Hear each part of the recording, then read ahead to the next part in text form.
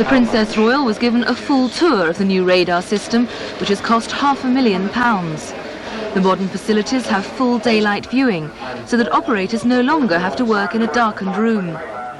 Princess Anne unveiled a plaque to commemorate the occasion, and then she inaugurated the harbour surveillance system with a call to all vessels in the Solent. All ships, this is Southampton VTS.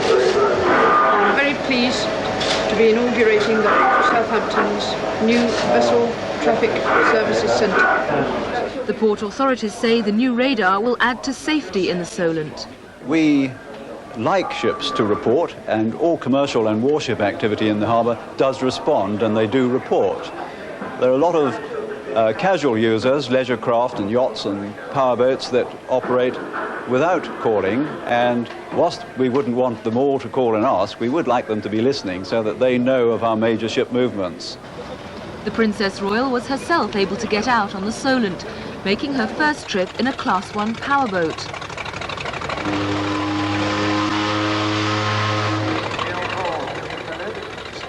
Her outing was a preview for a powerboat challenge race in aid of Monitor, a charity for research into motor neuron disease.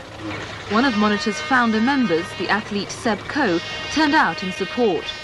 The centrepiece of our activity is a computer and database that we've set up in conjunction with Brunel University, so that those that suffer with the disease and the relatives and friends of those that have suffered with the disease are able to pull their information, their knowledge of the disease from the practical terms of often having to look after relatives, pull that kind of information on a centrally based computer.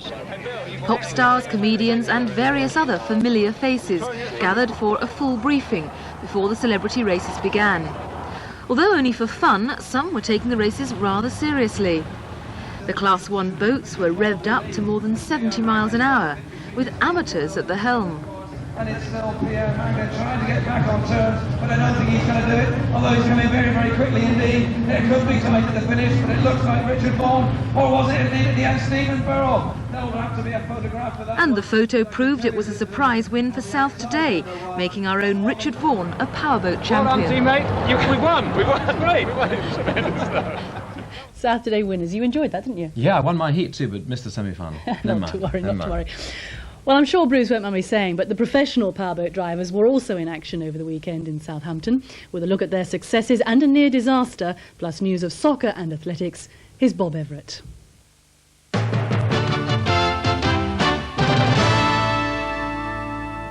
Well, the climax of the Southampton Powerboating Festival saw various national championships decided on Sunday, and the World 1.3 litre title settled on Saturday. Sunday's racing was marred by a nasty accident, but Saturday's event was pretty plain sailing for the favourites. Conditions weren't ideal for the competitors, bumpy and choppy as they sped off along the Solent on their 3-lap 45-minute journey. British boats were filling the minor placings, but Finland are the experts in the field, and their team of Jan Hagland and Dick Collin in Finacat had a big lead in the overall championship. Hagland and Collin had only to finish in the top half dozen to make sure they lifted the title.